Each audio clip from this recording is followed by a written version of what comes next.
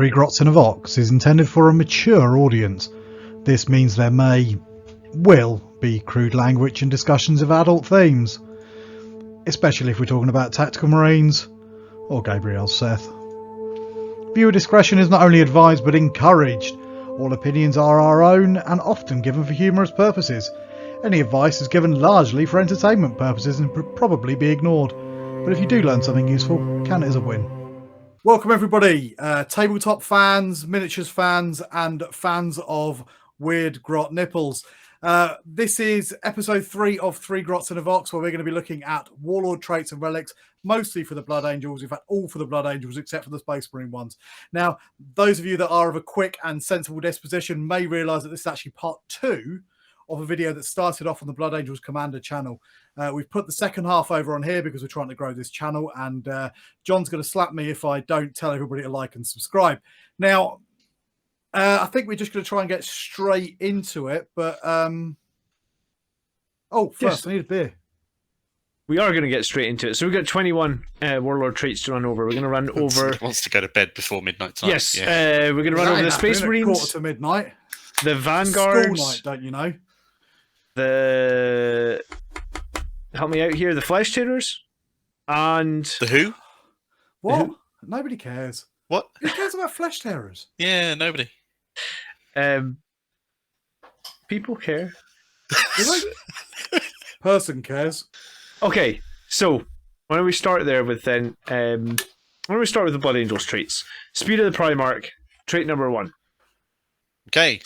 At the start of the It's fight not phase... great, really, is it? If this warlord is with alright. engagement range of enemies, it can fight first that phase. Or puts it in the fight first bracket, I guess. Yeah. It's better now that they did all the fight first, fight last interactions and clarifications. But It's a free interrupt. I say free. It costs a CP to give a character a Warlord trait. It's got an interrupt on it. An interrupt costs 2 CP. So if Yeah, you can see, use that- this once per game to interrupt, you've made profit.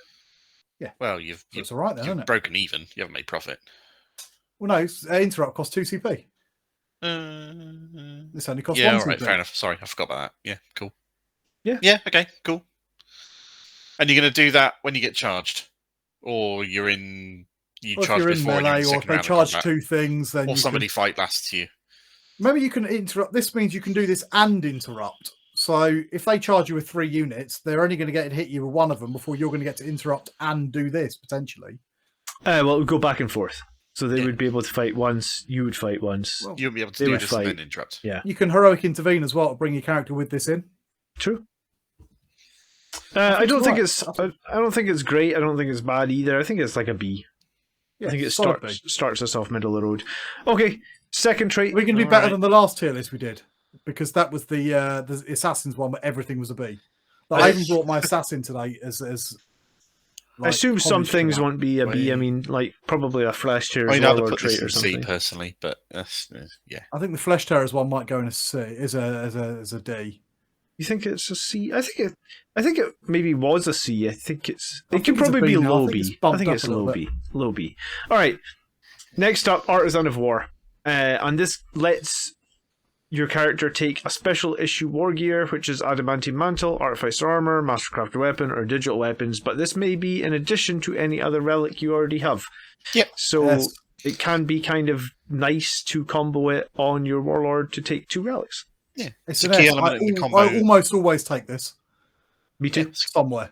It's a key element in the combo that lets you have a Warlord trait and 2 relics, resulting in a really beefed up character. And I it's run unique it to in Blood every Angels in that list. regard. It's great. I would put it in A. I do not run a list without it. It's why I'm always friggin' starved of CP. You make fun of me for not starting with enough CP while I have a character that no one can kill. I don't run it in quite every list, but I run it in a lot of them. I've run it in the majority of my lists. I'd say it's probably an S, to be honest. It's not really a warlord trait, is it? It's a pay a CP to Second take another relic. Yeah. Then Which is almost always going to be adamantium thingy, but yeah. I think it's an A then.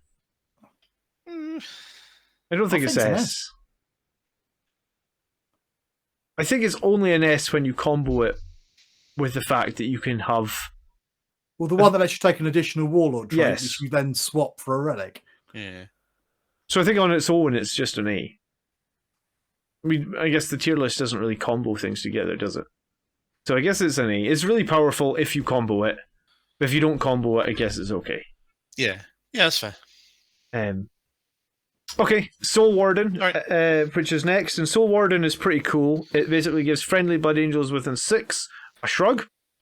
I did actually see, against Mortal Wounds, I did actually see somebody combo this with Vox Spiritum, which was a relic we talked about in the last video. Yep. So you could get potentially a shrug against mortals on a 9-inch bubble around a character. What I like about this compared to a chaplain, because a chaplain can usually use a litany to give you Litany of Faith to protection against mortals, that's protection only for core and characters, where this is protection for any friendly Blood Angels units. And the Chaplain Litany has a role to cast as well, so it's not always guaranteed to be active. So this is a very reliable shrug. It's the best you can get. 6 inches, 5-up shrug against every mortal that comes in. I run it in every game now on my Tech Marine. Prior to the start of this year, it would have been C. I never ran it D for me. prior to this year. Ever. Mortal Wounds just weren't prevalent enough to warrant taking it. But now, they're pretty common. With all the psychic floating around, with all the not fancy everywhere. special rules floating around. But there's a fair bet you'll get some use out of it in a tournament. Yeah, with Orcs charging you, doing Mortal Wounds, Volkite Contemptors doing Mortal Wounds, Admech Planes dropping Mortal Wounds on you. Mortal Wounds are everywhere. I think this is at least a B. I'd put it in B because they are in a lot of lists, but they're not in every list. Yeah. Top of B. Above the speed of the Primarch. Cool. Alright, next up is Heroic Bayring, and I'm going to let you guys argue about Heroic Bayring because I think it is dumpster. But go for it. What do you guys think of Heroic Bayring? I like it. It's good. Solid. Why do you like it? Having an 18-inch diameter bubble of re-rolling ones around a chapter master is tasty. Or captain is tasty. Or lieutenant is tasty. An 18-inch bubble covers a lot of the board. It can do, yeah.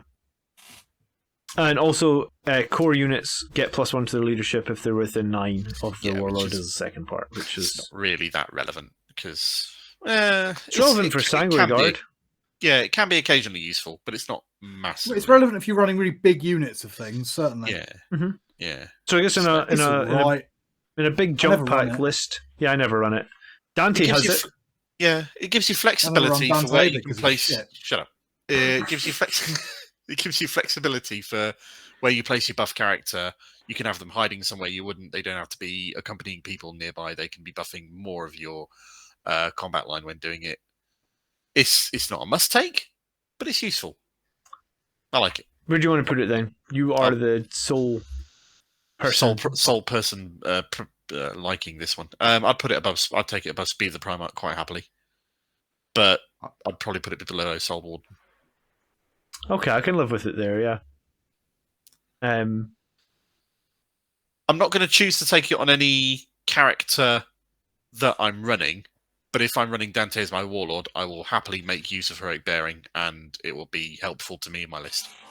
Yeah, and I mean, in some ways, Dante isn't a survivable character, so he kind of has to do what you said, stay hidden. So if he is staying hidden, 18-inch bubble isn't bad. So yeah, okay, it's not terrible.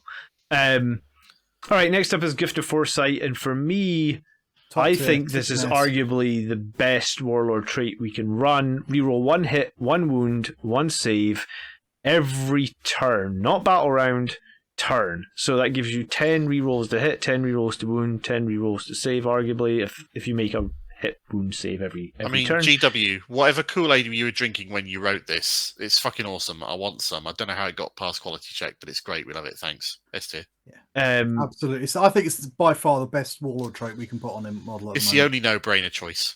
I was going to say, it's the only really strong thing that came out of our 9th edition book.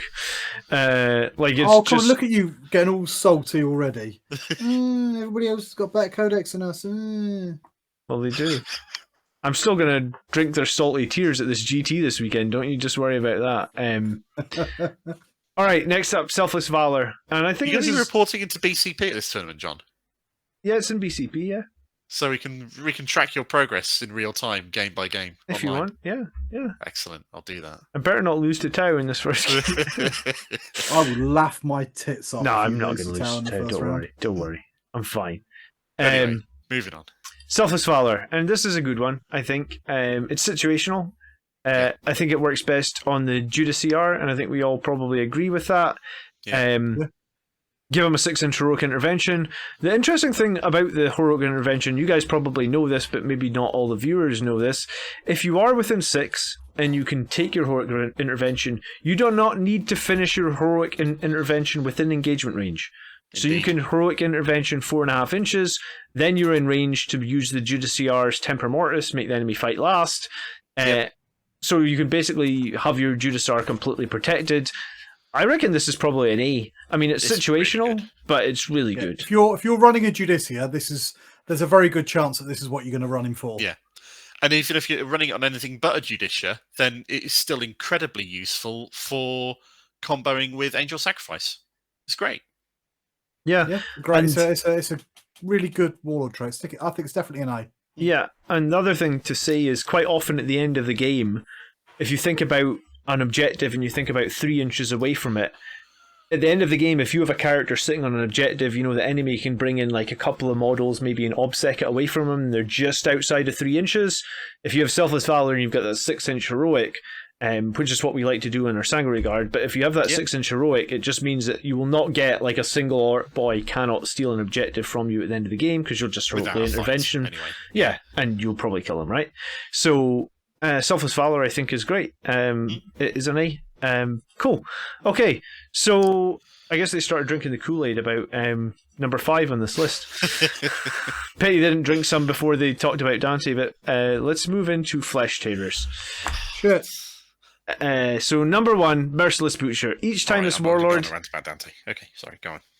Yeah, and we will fight forever. Hopefully when... Do you know what? Hopefully when we get Primaris Dante, we'll finally agree. Rob's picking up the wrong way. He's fine. It's good if you want extra CP.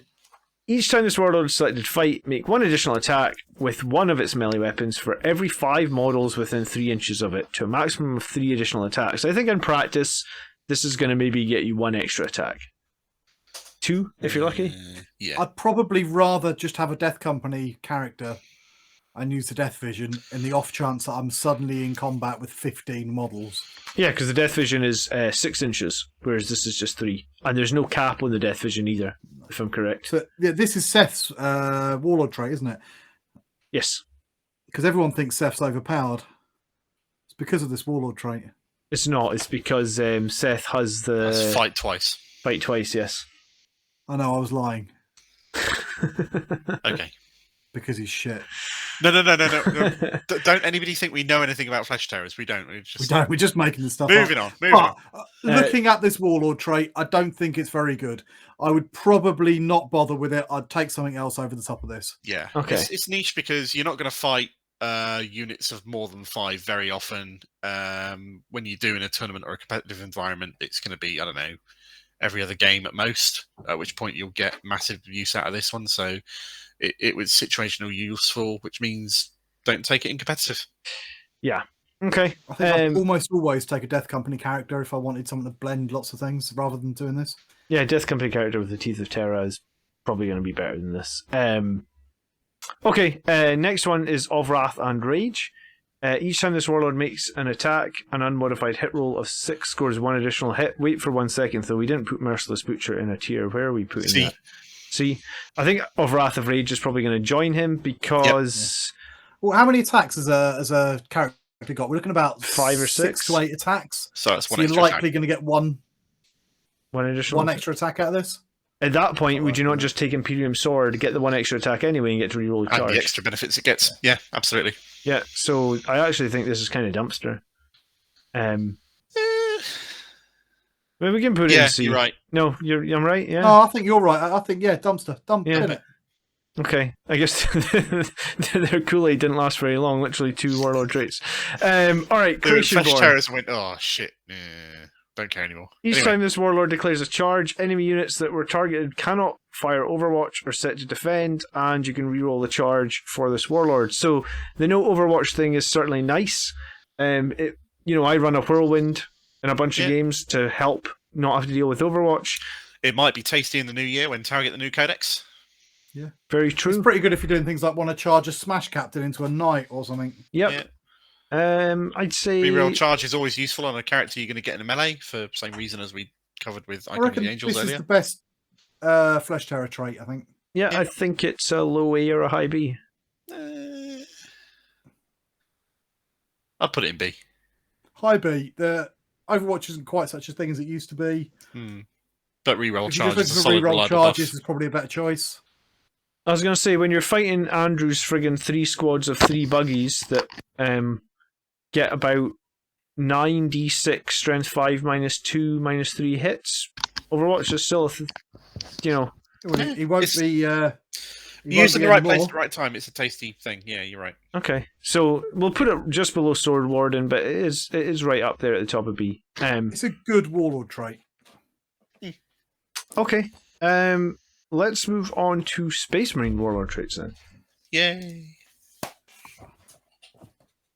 And the first one is Fear Made Manifest, and this is an aura within 6. Subtract 1 from enemy leadership models, and each time a combat attrition test is taken for that unit, subtract 1 from the combat attrition test as well. Put it in the bin.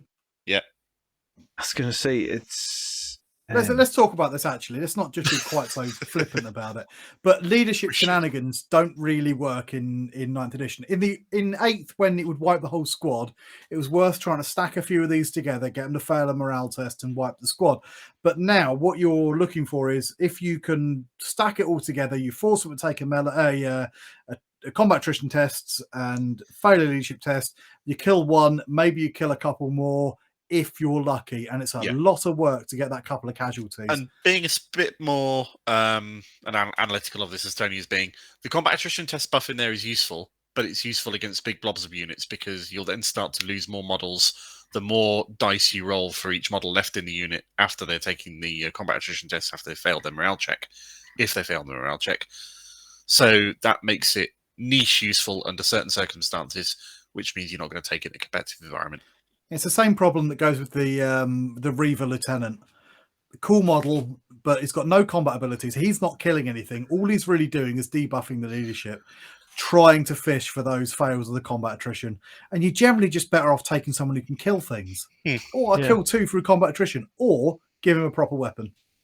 And he'll kill double that just by stabbing them.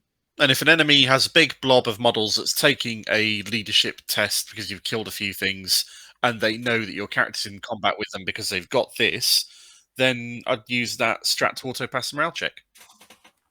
Well, exactly. You've got that as well. So, I've never run Fear Made Manifest. I think it's low value dumpster. Yeah, put it in the bin. Yep. Okay, next up, Imperium Sword, and we touched on this already. So you reroll a charge for your Warlord. You actually get +1 strength and +1 attack when you make a charge or when you heroically intervene. So, like I said, I like it on a Death Company character who already gets a lot of attacks, an extra attack, +1 strength, makes it very easy to wound things. Synergizes really well with a lot of things you want Blood Angel characters to generally be doing. Yeah, I quite like him on a Smash Captain and this sort of thing, because with your Thunderhammer, you're wounding everything on a 3. With this as well, you're wounding everything on a 2. Yeah, very true. And that's pretty tasty. And the additional attack with everything on a 2. The Thunderhammer as well. I mean, there is even something to be said where you could go Gift of Foresight and Imperium Sword, because we can do that. We can take that on your Warlord, so you could get all the reroll nonsense plus the reroll charge and also the +1 strength. So, and we did cover earlier how Smash Captains and Smash characters were less in favour in this edition than they were previously. When you stack buffs like this, such as we're describing now, you start to get to the point where they can be useful again. Yeah, I think Imperium Sword is probably an A. I've run it a bunch of times. I don't think it's every list, but I think with the right character, it's definitely something worth having. Yeah. I'd put it top B. I wouldn't put it in an A. I think the utility that I get from the other Warlord traits makes them higher than this one. Ultimately, this is just another combat buff. I very rarely take it. It's very good, but I very rarely take it. If I'm looking for a combat buff, I tend to go with Gift, because there's a reason it's sitting in S tier, because that's a combat buff and a survivability buff in one. Mm-hmm. When I was running the 2-bite captains, the one that was my main captain with the gift, I was running the Death Company captain with the Teeth of Terra and the Imperium Sword, and those two together means on the charge I think he has 11 attacks, and I think he's on hitting on strength 7, right? Because he would be +1 from Imperium Sword, +2 from the Teeth of Terra. Or sorry, strength 6, +1 from, I think Teeth of Terra is just +1 strength. Yeah, but you're hitting on strength 6, and you've got +1 to wound, which means you're wounding toughness 5 on 2s, with 11 attacks hitting on 2s, wounding on 2s. So I think in some situations Imperium Sword can combo really nicely. Yeah. I like it. Agree with that. Okay. Next up then, Iron Resolve. Hang on, have we put it in there? Did we put it in? Yes. Yeah, we did. We put it in top of B. And Iron Resolve is an interesting warlord trait, +1 wound and a 6-up shrug. And in my experience, I think this is very good on the Librarian Dreadnought, because it puts him on 9 wounds, keeps him away with the Lookout Sir, and also 9 wounds with a 6-up shrug is essentially kind of like 11 or 12 wounds, really. Yeah, it's fair. That's how I run it. If I run a Librarian Dread, the chances are I'm running Iron Resolve on it. Yeah. Other characters also benefit from Iron Resolve, such as Chaplain, the Primaris Chaplain on the bike gets a lot of value out of it as well. Puts him up on 8 wounds and 6-up shrug, and he's toughness 5 as well. So there is other characters that get a lot of value out of Iron Resolve. I think we already talked in the meta about how our characters surviving is kind of the most important thing. So based on that, what do you guys think? Well, you obviously can't combo it with anything that gives a 5-up shrug, because then you're losing the benefit or part of the benefit of this Warlord trait, which is a shame. But yeah, it's good. If you're giving it a different relic or not giving it relic at all, then you certainly see some benefit out of it. For me, it's good on the Librarian Dreadnought because I can't give it a relic. I wouldn't run it, I don't think, on anything like a Bike Chaplain, because I'm probably going to go for the Adamantine Mantle to get that 5-up shrug on him, which I think is more valuable than the 6-up and the extra wound. It's not what I'd give him, but yeah, I'd give him something different. So I think it's a good one, but I do think it's fairly niche on what I'm going to put it on. So I don't think, therefore, it can be ranked all that high, but it's good when you do use it. It's probably a solid B for me. Yeah, go with that. Yeah, I think, if I remember correctly, and we can, bear with me for just 2 seconds while I show you some super simple math, right? If you have 7 wounds, right, and you shrug on 5s, you would get 1.33 extra, right? Because you'd shrug a third, right? So you would have effectively 9.331 wounds, right? So that would be your Bite Captain with Adamantium Mantle. If you took your same Bite Captain, oh shoot, sorry, let me just put that on screen again. So that was your Bite Captain on 7 wounds, shrugging on a 5, would be 9.331. If you did give the Bite Captain Iron Resolve, so he's on 8 wounds, and he's shrugging on a 6, which would be like 1.6666 repeating, of course. You're actually, there's nothing in that, which really surprised me when I did the maths, because I thought exactly what you thought there, Tony, where it was 5-up shrug on 7 wounds sounds a lot better than a 6-up shrug on 8. No, because, like you say, 1 wound guaranteed is equal to a pip of the shrug, basically, which is fair enough. Yeah, so actually... Plus, it takes some of the randomness out of it, because you're guaranteed an extra wound. True. So I guess you're hoping you get a bunch of 5s, which you can do, I guess. So I think the other thing to bear in mind with this is multi-damage weapons. True. And that 5-up when you're taking a flat 5 damage or something, that's going to be more valuable than a 6-up taking a flat 5 damage. It certainly feels that way, doesn't it? But I mean, the maths say I don't think there's a lot in it, but I do think that probably if you're getting spanked by someone that's hitting really hard, it would kill you either way, but has slightly higher chance if you've got a slightly better shrug. True. And I mean, I think that's why we go that way. But I guess the math says that the math says Iron Resolve is actually pretty legit, Yeah, it's good. It's a good warlord trait. So where do we want to put it?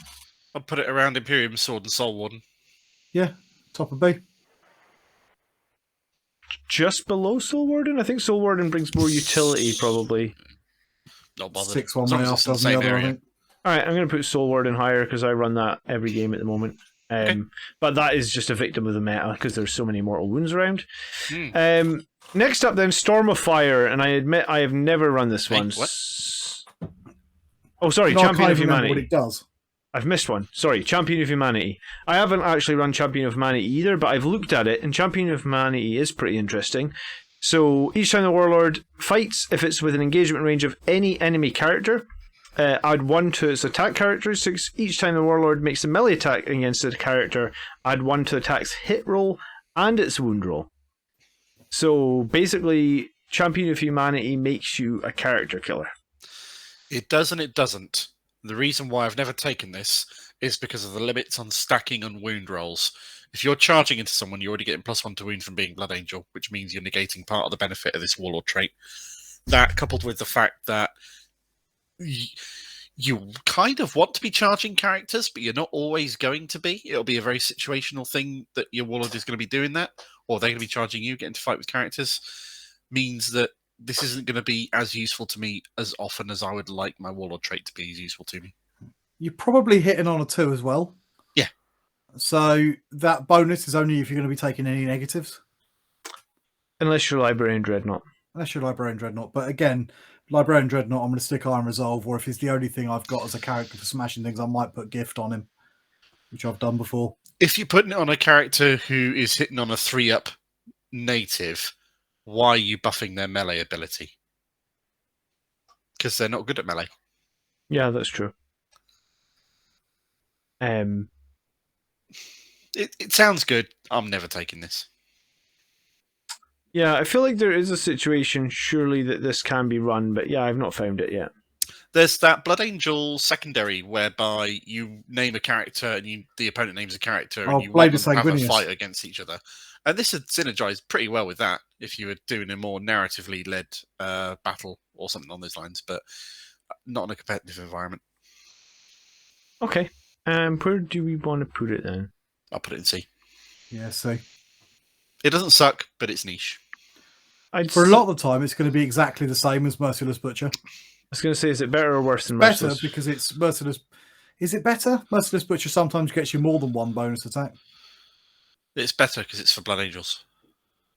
Oh yeah, Flesh Terror's penalty. Yeah. I guess it's maybe better. I mean, I guess if the enemy had -1 to hit, like Mortarion, then I guess it'd be quite good for hitting Mortarion. Yeah. Like I say, good, but niche. Yeah. Okay. Sorry, so the next one that I have never taken either is Storm of Fire. So while friendly core units are within a 6, each time that unit makes a ranged attack on an unmodified roll of 6, which, let's face it, you need 6 attacks to get 1 extra point of AP, really. So even if you have a giant squad of, let's say, Hellblasters who get 15 attacks, then 2 of them get 1 additional point of AP. Probably the maths tells me. I mean, let's look at This this is good if you realistically. fists. GW wrote, fists are shit. We've got to write something that gives fists a good option to take. Let's put this in.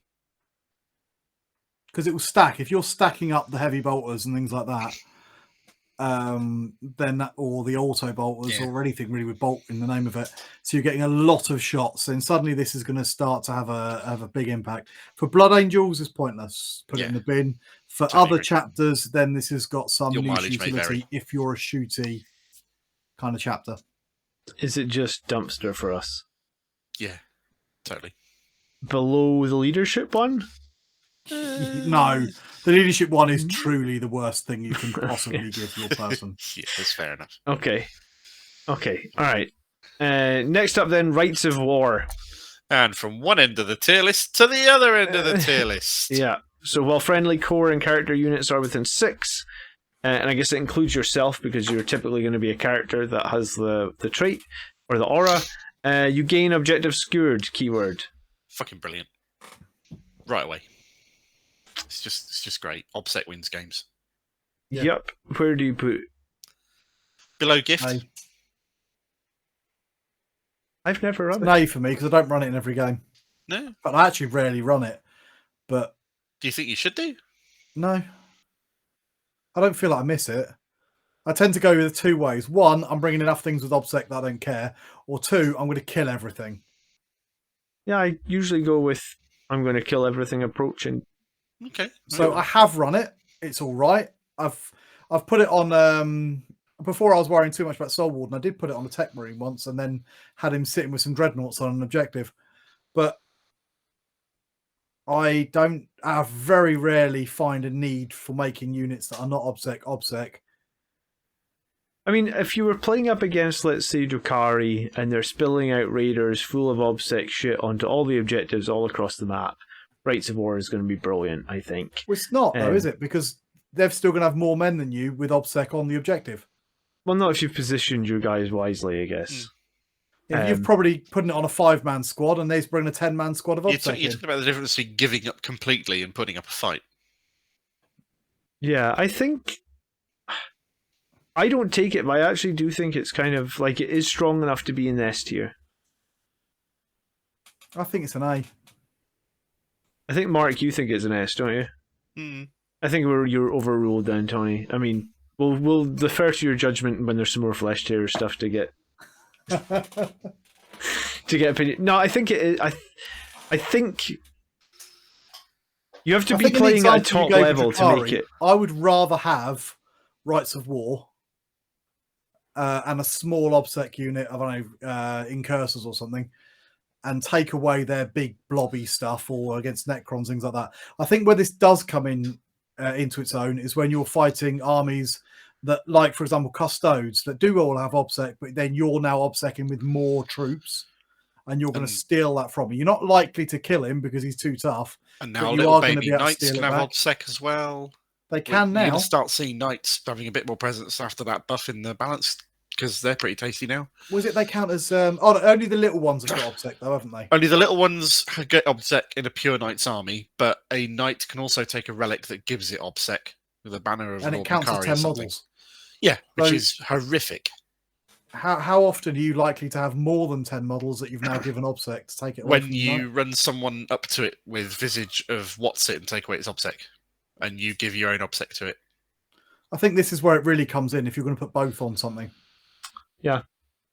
Yeah, well, you're going to have to against the Knights, because otherwise you've lost that objective. I can see your argument why A could be reasonable for it, in that it isn't taken in every list.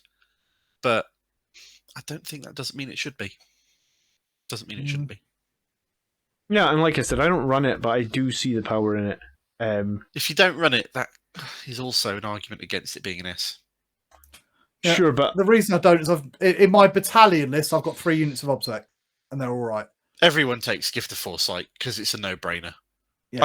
I think Rights of War should be, but experience shows me that it's not, which is a shame. it depends what you're going though for, Mark. In that, like, you guys know me, you know that I just go for like that unkillable smash cap. I don't even know if he's a smash captain, is he? He's just a tanky captain. Mm-hmm. Yeah, we look at all these Blood Angels lists all the time, and they sort of fall into kind of 2 camps. One's slightly more balanced, the other one's I'm going to kill absolutely everything and hope with 300 Sanguinary Guard. But you're not seeing Rights of War popping up that often. It's true. See, which I think is a it's mistake. A good Warlord trait. I think that the reason why we don't see it in lists all the time is possibly symptomatic of why Blood Angels are not doing so well in a tournament scene. Is it because there's a controversial statement right there? I think that's not correlation or causation. That's just wild speculation. Yeah, you're not wrong. But, yeah, I just think we're either taking enough OBSEC we don't care, or we're just going all in on the killing, and then it's a nice bonus thing to have. I think a lot of lists for Blood Angels go all in on the killing. I like the idea of having skimping on the OBSEC, as seems to be the popular thing for Blood Angels, and then having the flexibility of choosing where your Rights of War and OBSEC goes by choosing who you support. Whether it's the Sanguinary Guard over here or the Vanguard Vets over there, you jump to support the person or team that is going to need it to claim that objective the most. Yeah, I mean, objectives win games. Then How did that list where you wrote that with objectives win games work out of that tournament, Mark? Shut up. Wasn't the one you lost how many games? Shut up. I'm looking forward to the two of you playing doubles at the next GW event. I want to see that. I want to stream We of can never that. get bloody tickets and the Scalpers don't get them all first. Yeah. I was refreshing that within the second it went live. Oh. Anyway, moving on. Yeah, well, I'll tell you, because I finally fallen back to Battalion. That is my tournament list for GT this weekend. Mm-hmm. And I am running Gift of Foresight, Artisan of War on the one character, and then Soul Warden on another, and Psychic Mastery on another. I guess we should have probably... We don't have the non... We haven't covered the chapter command, Warlord Traits or Relics, that's true. Stay tuned for a future part of a Grots video. If you want to see that, we will cover that too. John has remembered to save these tiers, and we're able to actually insert and add them in. Yes. But Psychic Master is really good. Probably the other ones are shit. Don't worry about it. Yeah, Psychic Master is really good. Okay, so I think Rights of War, we're going to put it in the S tier. I think the points Mark made validates it that you can put the OBSEC where you want it.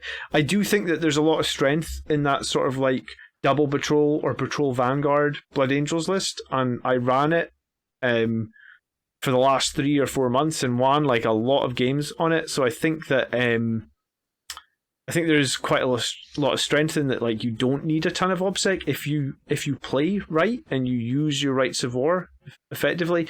I guess let's see what happens in the next 3 months with Knights and stuff. And okay, so conditional speculating. I think we're going to see the value of Visage go up, and we're going to see the value of this go down as we start to see more Knights worth big numbers of models. And we start to see more Tau come in that I suspect with their big stuff's going to be doing a similar kind of thing. We're seeing the Nids come in with their really huge numbers of models. I think taking away OBSEC is going to overtake giving OBSEC as the most efficient taking away and granting OBSEC at the same time is the killer combo. It is a killer combo. It is 2 CP. Essentially, it's a good combo. Okay. All right, let's move into Vanguard Warlord Traits. And I can't imagine there's anything super exciting in here because... Ending the video on a high point here. Not too many we've got, let's be honest, we've got the glory pile. Yeah, it's true. I'm a bit sad that we're not going deep anymore. That's going to be a live stream. People can ask us to go deep on live one day. Okay, so first one is Shooting Fade. Once per turn in your shooting phase, after shooting with a friendly Phobos unit within 6, meta. It can make a normal move or it can advance. In either case, this unit is not eligible to clear a charge this turn. So shoot with a Phobos unit and then move or advance. Moves, not quite nice. Yeah, you're just not taking Phobos stuff with Blood Angels. I mean, that'll preface all 6 of these, really, isn't it? You're barely taking Phobos. So this will apply to... Incursors. Your Phobos Captain. Maybe you can't charge after. Or your Phobos Lieutenants, or your Phobos Librarian. Those are the only characters that can take this. Yeah. Hands up who takes any of those 3. In a Blood Angels list. No one, and it only applies to Incursors as far as I'm aware. What else is Phobos? Just Infiltrators? Or do... Infiltrators... Reavers? The Reavers get it? No, Reavers aren't they? Incursors. Reavers are Phobos. Eliminators are Phobos. Yeah. Eliminators can have move, shoot, move anyway. Yes, they can. If you take the gun, yeah. Which I would always do anyway. Well, yeah, true. But if you have the option of taking this... so you don't need to swap out the gun and have an extra sniper rifle instead, then that's valuable. It's not a bad choice. I think maybe for another chapter it might be okay. For us, Shooting Fade is nah. Got no need for it. If you've got something that can take it, it's not bad. Stick it in C. But the chances are you're not going to have anybody you can put it on anyway. Okay. Next up then, Lord of Deceit. The only one I would consider taking and have considered taking regularly.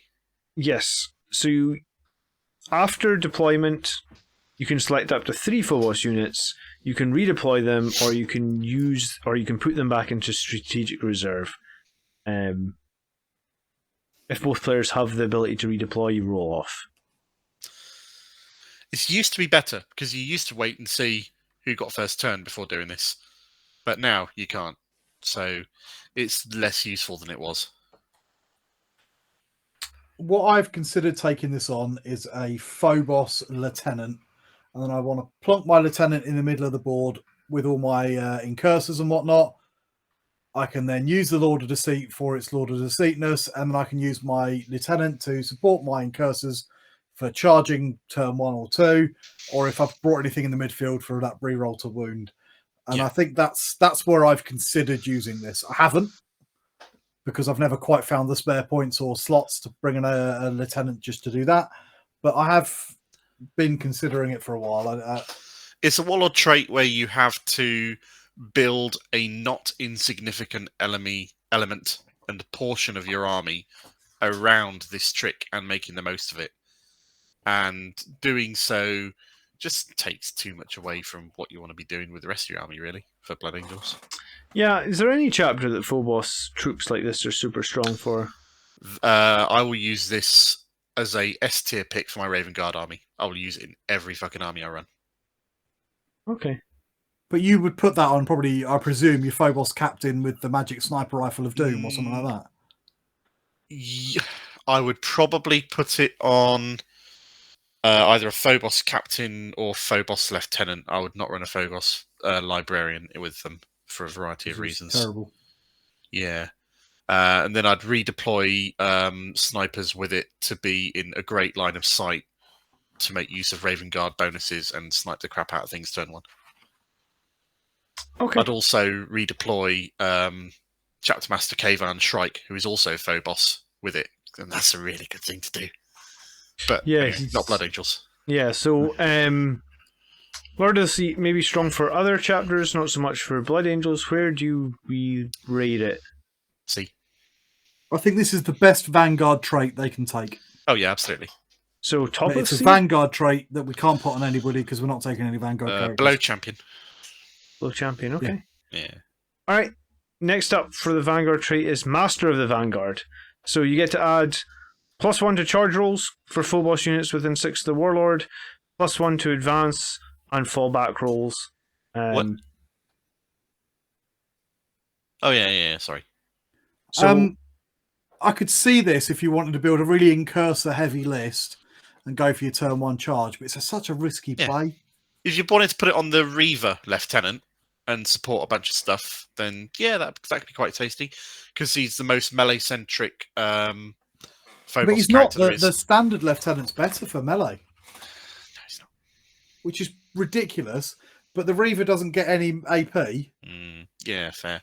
and the standard one does. The Phobos Librarian, if you use the right powers, can actually be relatively tasty in melee, but then you're just relying on powers, which is the same thing that is the weakness for Mephiston. You're relying on random power usage to make him really, really good in melee, so just it's not reliable enough. yeah, I mean, I like how you get the +1 to charge here would stack with +1 from Blood Angels, so I guess you would get 7 inches potentially, or you don't need to make a 7 on a 9-inch charge, but I don't go that aggressive. Only on Phobos. Yeah, I don't go that aggressive with my Phobos. If you've got first turn, you can move closer. Yeah, exactly. So it seems like a low value pick. Yeah. If it could be used on a wider variety of beneficiary units, then great. As it is, nah. Yeah, I think that's kind of the whole problem with the Phobos stuff. Yeah. It's the same with the Phobos Librarian. They've got some actually really interesting powers, but because the targets of those powers are so limited, it's not really usable. You end up bringing Phobos Librarian to give it the Sanguinius Discipline. Yeah. Mini Mephiston. All right, Stealth Adept. Unless this Warlord is the closest enemy target, enemy models cannot target with the range attacks. I mean, just don't put your models in fucking stupid positions and you're all good. Yeah, if you position your Warlord so that it can benefit from Lookout Sir, then you have no need of this Warlord trait. It protects you from snipers, but sniper meta is not quite here. Yeah, I think this is trash, though. Yeah, it's trash. Like, lower than... It's still better than Fear Made Manifest. Okay. Yeah, I like how you guys always have an that. opinion on like, it's like some random shitty power. Oh yeah, it's definitely better than that. Okay, target priority in your command phase. When you select a friendly Phobos unit within 6 until the start of your next command phase, each time this model unit makes a range attack, add 1 to the attack's hit roll. Shit. It's utterly useless. It's the same as the one that was Storm of Fire, basically. It's not massively useful. Yeah. I think it's worse than Storm of Fire. I think it's worse than Storm of Fire because what are you going to do? Yeah. Add 1 to your bolt carbine shots. Wow. Your strength 4, no AP, and you Does get... marksman carbine on your infiltrators auto wound on a 6 or an unmodified 6? It's auto wound on a hit roll of 6. It's not an unmodified one. No, I think it's just... So it could have use in buffing infiltrators in that regard then. Alright, let you guys defer to that. Even if it... Just check that now. No, it's unmodified hit roll of 6. Unmodified. No, fuck it. Yeah, so it is useless. Shit. Bin. Utterly useless. Okay. Not quite as bad as that shitty... It's the same as Storm of Fire. Worse than Storm of Fire. Because Storm of Fire... I'd say it's worse than Stealth Adept. Yeah, okay, yeah. I'd say it's the second worst trait we've seen so far. Fair enough, alright. I mean, realistically, I kind of think it's even worse than the leadership one because, like you said, your infiltrators and cursors, they're usually going to get 5 shots. So you go from 5 hitting on 3s to 5 hitting on 2s. So you're going to hit one more time with a strength 4 no AP gun. Even if you do make a wound, they're probably going to save because there's no AP. Yeah, and if you're buffing eliminators who actually have some firepower worth the damn, they're hitting on 2s anyway, so fuck it. Yeah, so it is actually the worst thing. No, it's still better than Fear Made Manifest. Okay, the only way it would be useful, I suppose, if you want to move your eliminators. Let's say your eliminators had the las fusils, which I actually kind of like eliminators with las fusils. So you want to move the whole squad and still hit on 2s. There's the niche. Fair. That's the one situation it works in. So it's better than Stealth Adept. Okay. Because Stealth Adept just means you're not an idiot and just don't stand your captain right in the middle of the open and let him get killed. Okay, the last one I have used. I've used. Yeah, I've used. So Master I've not Marksman... used it for Blood Angels. I've never used it for Blood Angels. Oh, I've used it for Blood Angels. Oh, okay. I used this Everyone kept banging on the Discord, didn't they? Oh, build us Phobos Captain with the magic sniper rifle and Master Marksman. And how effective was that? I mean, in one game, you only get one shot. So you have a captain that hits on 2s, you got a strength 5 gun, and if you do wound the enemy, then it is 4 damage. And yeah, I mean, like, you can literally one-shot a character because it's 4 damage, but you're banking on the fact that you need to hit, wound, and they need to fail their save. Yeah. And I think it's 30 inches, so it's not totally terrible, but I think that what you'll find is over the course of the game, yes, maybe he's going to kill a character, but that's all he's going to do. So he's going to spend 100 points and a CP to kill one enemy character, where the 100 points could have actually given you a lot more than that. You've said you've used it on another army. What did you use it in then, Mark? Just like Lords of Deceit, this is S tier for me for Raven Guard, and I will run it in every army, because on that captain, it buffs that damage to 4, which is great. But I then give that captain a relic that lets him shoot without any line of sight required. He can shoot through walls with his special phasing Raven bolt of magic doom or something. Nice. So, fucking brilliant. So you're just sniping anything anywhere. Okay. And the Raven Guard benefits to hitting and wounding characters. Great. Yeah. Blood Angels, no use whatsoever. One thing that makes them even shitter, and we've not really talked about this, is you're using up your only captain slot for this guy that's going to kill a character in your... One captain per detachment, not one captain per army. Yeah, but it's still a downside. Yeah, I know what you mean. And it's not a small one either, so it's now a really expensive character that takes up your captain slot, that's shit in combat because you can't give him a melee weapon. Blood Angels fight melee, Blood Angels don't shoot. You don't want to buff what we're shit at, you want to buff what we're good at. I mean, there is one thing you are forgetting here, guys, though. What? It also makes his bolt pistol +1 damage. which automatically makes it better than the 2 damage bolt pistol we looked at earlier on the other channel. Tell that to someone who actually don't tell it to someone who cares. Tell it to someone who plays Flesh Terrors. There you go. Okay, is this... We're being really controversial with this. Because we've got quite a few people who really like these, and we're just I know. Shit, I'm going to suffer horribly at some point. Nobody watches the Grots channel anyway. I was going to say, we were going to have that one joke about Seth at the start, and then for some reason we've just gone with it. You ever seen Chewing the Fat when he's like, "You've taken that too far"?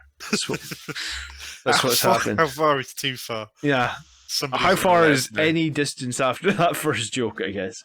Where do you want to put Master Marksman?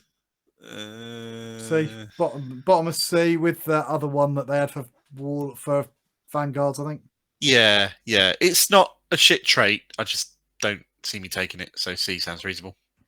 I mean, if you were playing against Sisters of Battle and they had a bunch of their little toughness 3 characters and you just want to try and snipe one every turn, you could do that, but at that point, would you not just be better off taking the Vindicator Assassin and just sniping them that way? It brings me to the overriding theme I have of C, which is not shit, but also very niche. Yeah. I'd probably take a load of Eliminators if it was me. Yeah, well, I think I'd probably take a couple of squads of Eliminators. I don't really like the Las Fusils. I think they're overcosted. I like keeping them naked. Just absolute bare bones. Give them the carbine, and then they run around doing objectives and popping off the odd shot of characters. Maybe rodding. Yeah. I think you've just got a thing for running models around naked, sounds like, Tony. I just like naked things. Okay, cool. I've heard that about you. Yeah, we know that. All right, so that is our Warlord Traits. Part 2 of the video is complete, and thank you for being here and watching us over on the Grots channel. No, we're going to move into part 3, right? Yeah. Tony wants to go deep. No, we're not going deep. We've got a pile of shame it first. Sorry, pile of glory. Oh, right, yeah. Glory piles, not holes. All right. What have you been gloriously piling? Why are we putting me on the spot? All right, hang on. So, I have done some stuff. So, what have I done this since we did the last one? I've finally finished painting my Tech Marine. I like how you went with hazard stripes. You've got to. I did a Tech Marine. Iron Warrior? No. Classic Blood Angels, hazard stripes everywhere. The Iron Warriors stole our shtick. Oh, yeah, okay. What else did I paint? I painted the pilots. I'm not going to show both of them, but I painted the pilots for the Thunderhawk. Stuff happened there. I spent some money. Always good. Oh, what did you spend your £10 voucher on, John? Maybe I can show you. I don't know how well my camera will pick it up. That's the one that was in the Warhammer Day sale. Did you get it in the Warhammer Day sale? Quid, bargain. Yeah. And then what was the other thing? Oh, the Kickstarter runs out today, so nobody will ever get a chance to do this if you haven't. Yeah. But Steamforge put Resident Evil the board game. Oh, cool. The final one of the trilogy, as it were. The Kickstarter's just finishing today, so I've kickstarted that as well. Not a massive fan of Steamforged's series of board games. They're all right, but I don't think they're great. But I'm actually just a fan of Resident Evil. Oh, fair enough. I think I've played the game like twice, but I've got now all 3 of them.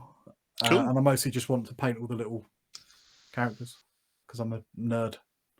So I finally spent my £10 voucher, Mark, and it was on Infiltrator / Incursors, because I felt like I did not have enough Phobos troops after we just slagged Phobos for the last 5 minutes. But I want to say Phobos troops. Yeah, I want to say something about these Phobos troops actually, because this is the second bot. The first squad of Phobos I got was in the they put out the box. It's like the Vanguard Space Marines, collecting Vanguard Space Marines. But I think it was the box behind me actually. Oh, you won't see it here, but it was Shadow Spear, where you got your hand is also floating amusingly in the sky as well. Okay, jazz hands. So in the Shadow Spear box, you got Phobos units, but they were infiltrators, and I don't remember if they were this bad. But I have now bought 2 boxes more of infiltrators to make incursors with, and the mold lines on these models are the worst mold lines I've ever seen on any Space Marine models. Every single model has giant mold lines all down all the legs, all the arms. Like, I don't mind cleaning off mold lines a bit, but normally, like, I'm not super, like sometimes you get a model and you're like, wow, that's got a bad mold line, but this is just every single model and every single sprue. The mold lines are horrific on the Infiltrators, so I don't know what's happened. I think maybe the mold's getting a little bit tired. I had some and they weren't quite so bad. If I remember rightly, wasn't the Vanguard box though single monopose Infiltrators? Yeah, you couldn't build them as incursors at all. That's correct. You had to wait rather for than the dual build kit that came out a couple of months later. So I guess the multi-part kits are just horrific for mold lines. So if you do not have a mold line removal tool, or you do not have some sort of hobby craft knife, then if you buy a box of Infiltrators, you are in for an hour of scraping mold lines off before, it's just ridiculous. Who's going to buy a box of incursors or Infiltrators and not own a knife? Well, you don't have to be super dedicated into the hobby, do you? If you don't own a knife, you might have trouble cleaning mold lines off your models. This is John Blood Angel's Commander Wisdom of the Night here. Hey, I get slagged on my channel all the time for not drilling the gun barrels. I mean, I'm not the. Well, I was actually considering whether or not to bring that up. It's like if you're the sort of person who pays attention to mold lines and scraping mold lines, do you do your gun barrels, John? I do not do any of my gun barrels, and this was, it's fine. It actually upsets me to see your gun barrels. I was going to say, I'll tell you what will happen is you guys can come and visit us for a game, and when I shoot you off the table or whatever, then I'll say, not really, are they? Because the gun barrels are blocked. Yeah, this was the other night when Andrew was slagging me off, and I was like, yeah, but I beat you every time, Andrew. Leave me alone. Yeah, you get 10 points if you paint your models, but if you haven't drilled out the gun barrels, they can't shoot. When your kid gets to the point of starting to wanting to get involved in your hobby and what you're doing, you say, okay, well, just take this little drill and there's a little pile of models over there, and try not to drill your finger. Does anyone ever use one of those mold line removal tools that you get from Games Workshop? I have one of those, but I just use a knife. What's it for? Because I can't. It's find for any possible removing use for it. mold lines. But it doesn't work. It's not as good as just having a hobby knife. Yes, like a knife. Or a sharp thing. Or the edge of your clippers. If you slip with a sharp thing, then you risk just cutting into the model itself and leaving a horrible, massive groove. So I suppose it depends on your skill. Yeah, well, that was just my thing. Like, not everybody is super skilled. Some people are starting the hobby. If you were just starting the hobby, right, and all you had was a set of clippers and a bit of glue, and you bought a box of Infiltrators or Incursors, because I've been telling everybody to buy these things because I think they're great and I think they're best full boss units, you're going to have a horrible time because all the models have really bad mold lines on them. Or maybe if you're just like me, if I'm honest, and really hate cleaning mold lines. Yeah, I find I don't care very much, I must confess. I do it because otherwise it bugs the shit out of me when I'm painting it. See, I'm the other way around from John. I will drill gun barrels, but I can't be asked for mold lines. I'll tell you the one that's really soul destroying.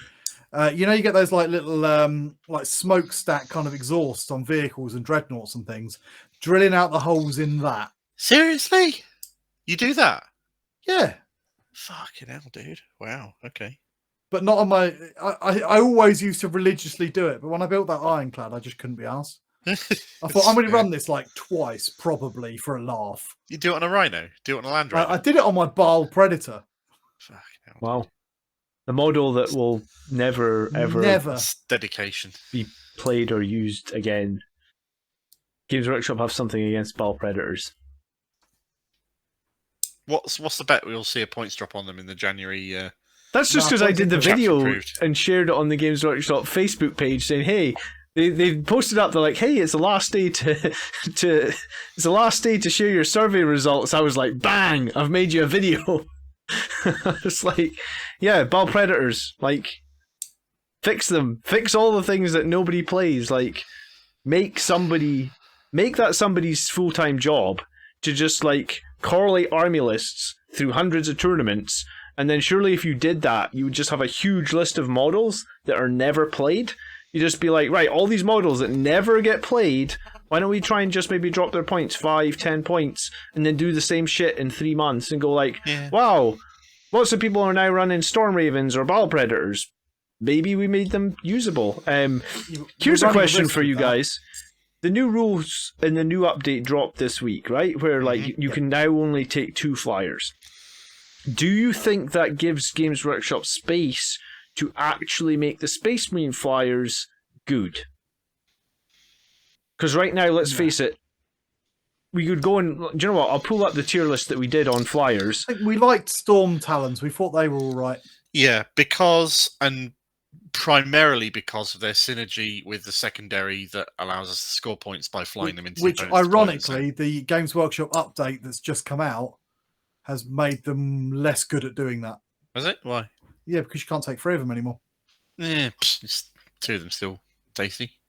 So here's the flyers, I wanted to take then. 2 of them and a Thunderhawk. So our most expensive flyer, the Storm Raven, we literally put in the dumpster tier. Yeah. Do you think now, if they've capped it that there can only be 2 flyers, there's scope for them to go and actually, I don't know, like, let's just think of something super simple. If the Storm Raven was a 2-up BS, does that change anything?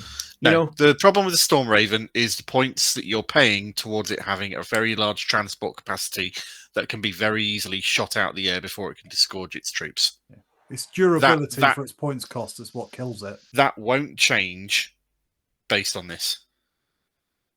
Yeah, but what I'm saying is now that they know you can only take 2 flyers, does that let them rebalance this on a future update? Nothing's stopped them rebalancing them anyway, to be Give honest. it a 2+ armor save and an invuln, then we'll start talking. Yeah. I'm just wondering, I was just, because I guess when we did this video, like, I don't run any flyers. I haven't run any flyers the entirety of 9th edition. I have flyers, I just don't run them. And I was wondering after I saw, okay, so it's just 2 flyers now. Because, like, AdMech flyers, very, very good. Orc flyers, very, very good. They still are very, very good. The thing that changed is you just got capped on how many you could take. You just can't spam them anymore. So I'd like to think so, but what has been proven with flyers so far is that they're on a knife edge. They're either completely shit or horrendously overpowered. Walking that really fine line of balanced with aircraft seems to be an impossible target for them to hit. And I think that's what they sort of said, really, wasn't it, with that update, where they said, we don't want to end up with this being dogfighting player and Autiga if you want that's exactly what they said. And I think that literally means, because they're so maneuverable, they're just so difficult to balance in, that they just don't really have a place. And I think maybe they should have stayed not in 40k like they were when we used to play. I mean, they're cool models. They're really cool, but they just don't fit work in the scale of battle that 40k is meant to represent. A supersonic fighter jet is not something that should be hovering over. Yeah. Whereas the Storm Talon, which is a gunship designed to strafe ground targets, it's basically an attack helicopter, and that's why I think it's probably the better one of the ones. Fair enough. I just wanted to bring it up there because I was thinking... It's an interesting thought, though, isn't it? Yeah. I hope they get better. It was just with the whole... I mean, like... Typically, previous rule changes would have them just nerf points costs, whereas this was like they actually did some thought about it and was like, right. It's very interesting what that heralds for the future. Very interesting indeed, especially if they're going to be doing that on a quarterly basis. That would be unprecedented in what Games Workshop have committed to doing towards the balance of the game. Well, I don't think balance has ever been as bad as it. It has. Oh, of course it has. Fucking 7th edition and roll back to company 6th edition with unlimited demons and unlimited rhinos and razorbacks, all free and that was bonkers, wasn't it? Free razorbacks. Nah. Sure, but I guess what I was going to say, I don't think it's been as bad as in like two high profile tournaments, right? Were finished in turn 1, not battle round 1, turn 1. The AdMech went first at the London GT, shot the guy off the table. The Orcs went first at the US Open, was it? Shot the guy off the table both times in turn 1. These were events that were streamed on YouTube to hundreds of people. Was it 6th edition where we had the famous Kroot conga line? Because you do a null deploy army and he's put the whole lot across everything. These outliers that you've mentioned are bad and a problem, but even so, they can be nerfed, they have been nerfed, and 9th edition is still the best the game has ever been. Okay, well, I'm just bringing it up because I guess... Tony frozen because I interrupted him, or is Tony just frozen? I think I might be frozen, yeah. I seem to be. But anyway, sorry, I was just saying about the old pose. Kroot conga lines when you could do that and just block them from deploying and automatically win. I wonder if we can screenshot that picture of him and turn it into a meme. It's not good, is it?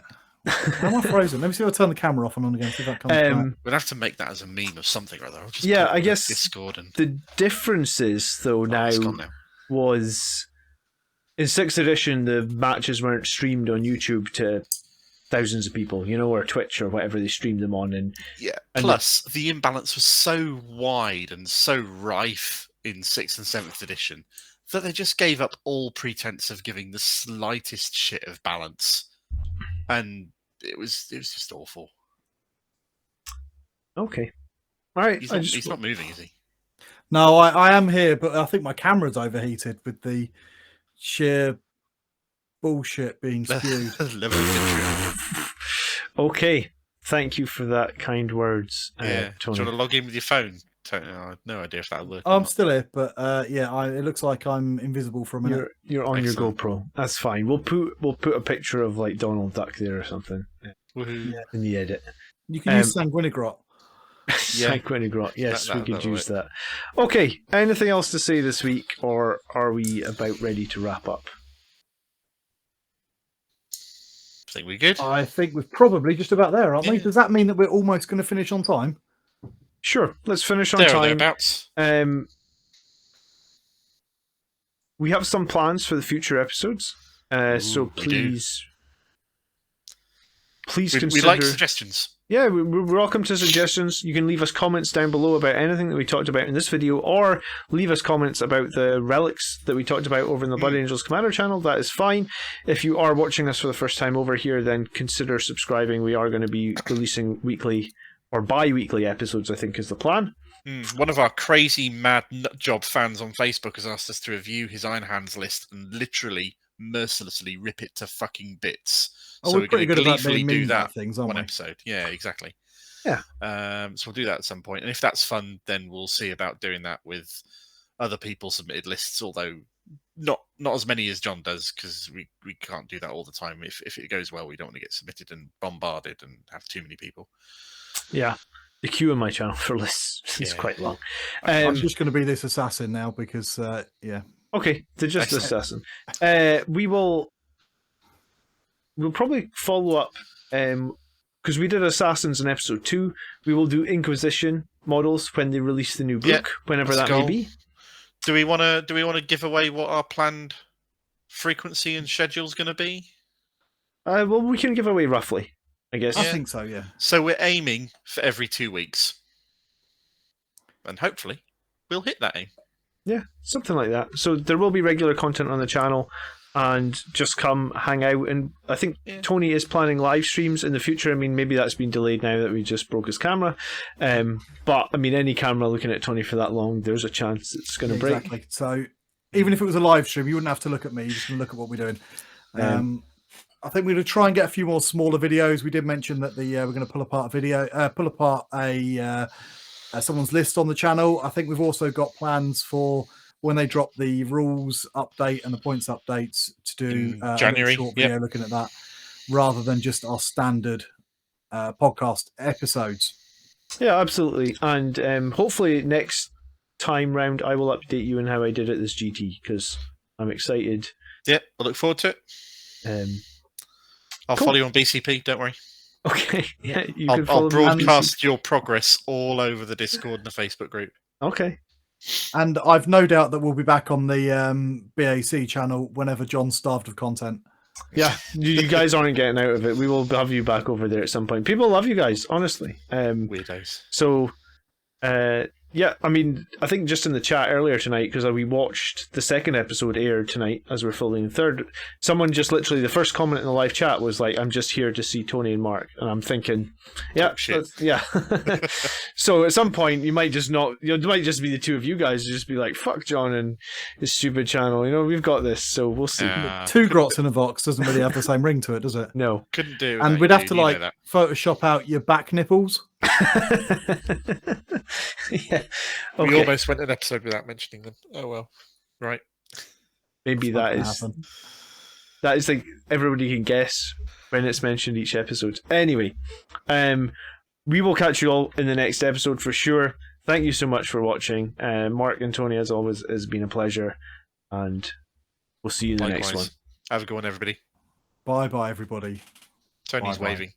You just can't see what he's waving with. No, because I've got a second edition Assassin's Codex for a face. Doodles.